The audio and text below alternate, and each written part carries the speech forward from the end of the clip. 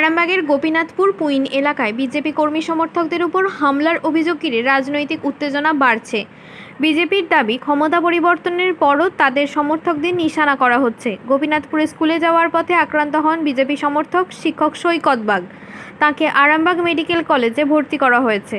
অন্যদিকে পুইন এলাকায় মনোয়ার আলী মণ্ডল নামে এক বিজেপি সমর্থককেও মারধরের অভিযোগ উঠেছে। বিজেপি বিধায়ক হেমন্ত বাগ প্রশাসনের কাছে দোষীদের দ্রুত গ্রেপ্তারের দাবি জানিয়েছেন।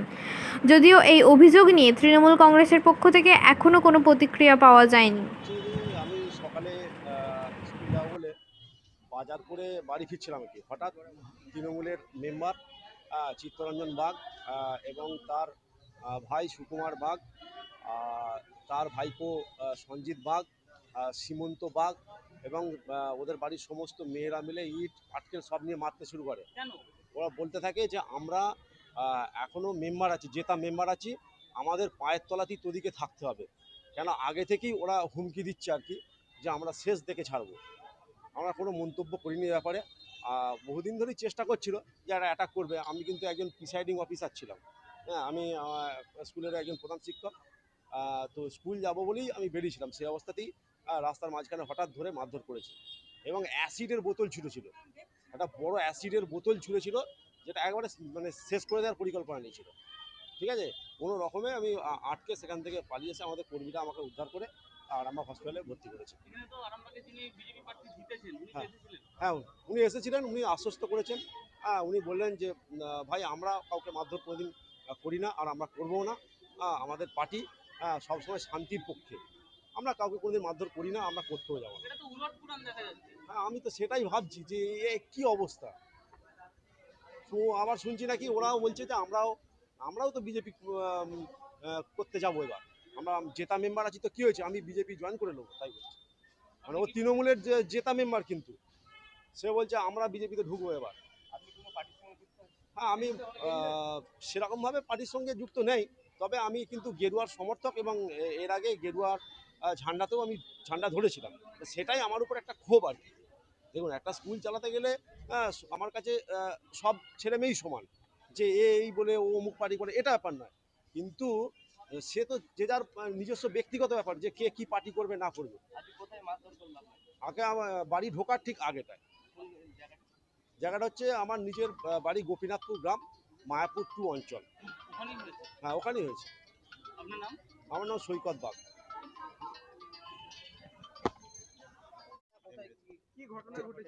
তৃণমূলের দুষ্কৃতীরা মারধর করতে যায় আমার বাড়ি, আমাকে মারধর করেছে। আমার যে পশ্চিমে কাজের লোকগুলো 8 জন আছে, তাদেরকে মারধর করে দিচ্ছে। হ্যাঁ, আমার পার্টির সমর্থন থাকি বলে ওইটা অপরাধ। হ্যাঁ, আমি সমর্থন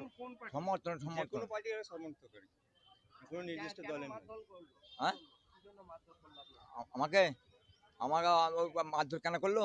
ওই যে বলছে তুই সিপিএম করিস, বিজেপি করিস।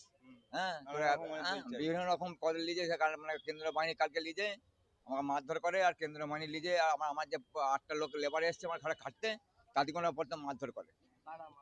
ওই ওই ওই ওই তৃণমূলের দুষ্কৃতীরা যে, হ্যাঁ, 4 জন ছিল। হ্যাঁ, ছিল প্রথম কাজী, সুভাষ কাজী, আর মুকুল, মীর মুকুল। হ্যাঁ, হ্যাঁ, কুইনে। আমার নাম মনোয়ার আলী মণ্ডল। কি হয়েছে বলতে, ওই কালকে রাত্রিরে কিছুই ব্যাপার নয়, এটা পরিকল্পনা করে তৃণমূলের দুষ্কৃতীরা, বড় বড় মাথায় আছে, নাম বলছি না, তারা হচ্ছে প্ল্যান করে সব আর কি আমার বাবাকে মাথায় মানে পাঁচ দিয়ে মেরেছে। নানা রকম, মানে আমাদের বাড়িতে কাজের লোক থাকে, তাদেরকে মারধর করেছে, মানে মেরে হাত পা সব ফুলিয়ে দিয়েছে। নানা রকম অত্যাচার, মানে আমরা কোনো পার্টি করি না, আমরা পার্টির মানে সমর্থক।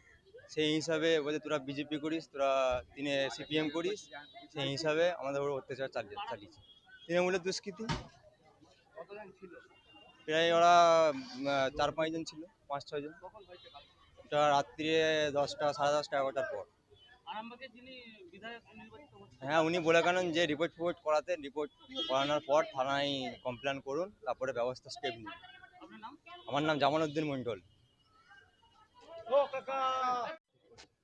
দেখুন, আজ সকালে আপনার সকাল 7টা সাড়ে 7টার সময় মায়াপুর যে 2 নম্বর অঞ্চল আছে, ডিবাই রাজ্যে গোপীনাথপুর আছে, সেই গোপীনাথপুরে আমাদের মাস্টারমশাই ভারতীয় জনতা পার্টির অ্যাক্টিভ কার্যকর্তা, এবারের ইলেকশনেতে পোলিং অফিসারও ছিলেন, সৈকত বাগ, তাকে অতর্কিত হামলা চালানো হয় তার বাড়িতে। যে যারা হামলা চালায় তারা তৃণমূল কংগ্রেসের মেম্বার, অঞ্চলের তৃণমূল কংগ্রেসের ওই বুথেরই মেম্বার সঞ্জীব বাগ, চিত্তরঞ্জন বাগ, সঞ্জীব বাগ, সুকুমার বাগ এবং হেমন্ত বাগ।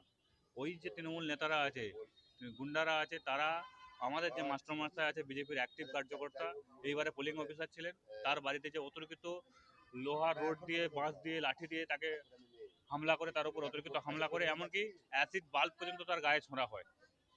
তার গা থেকে সাইড কাটিয়ে বেরিয়ে যায়, কিন্তু অ্যাসিড বাল্ব যেখানে পড়েছে সেখান থেকে গামছায় করে, সেই জায়গাটা একটু জলের মতো ছিল, গামছায় করে ধরে নিয়ে এসে দেখাচ্ছে, সেই গামছাটা পর্যন্ত যার হাতে বা চামড়া দিচ্ছে সেইটা পর্যন্ত হাওয়া করে জ্বলছে। তাকে সম্পূর্ণভাবে মেরে ফেলার চক্রান্ত তৃণমূল কংগ্রেস নেতারা করেছিল।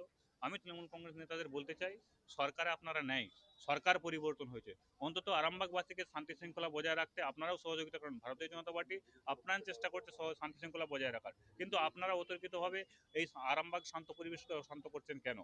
পুলিশ প্রশাসনকে রিকোয়েস্ট করব, যারা এই অতর্কিত হামলার সঙ্গে জড়িত তাদেরকে আজ রাতের মধ্যে ইমিডিয়েট অ্যারেস্ট করতে হবে, না হলে কিন্তু আমরা অন্য পদক্ষেপ নিতে বাধ্য হব। অবশ্যই আমরা থানায় যেয়ে, এখন হসপিটালে চিকিৎসা চলছে, চিকিৎসা চলার পর আমরা থানায় যেয়ে কমপ্লেন করছি।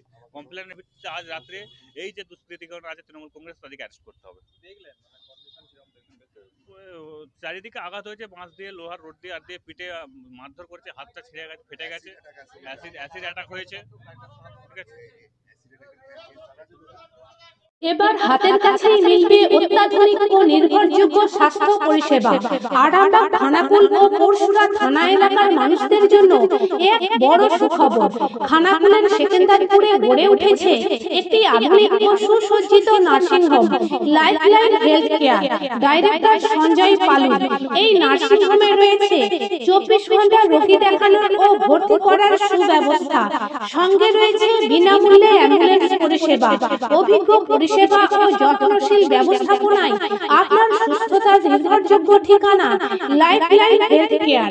যোগাযোগ 9735481158 7432984404।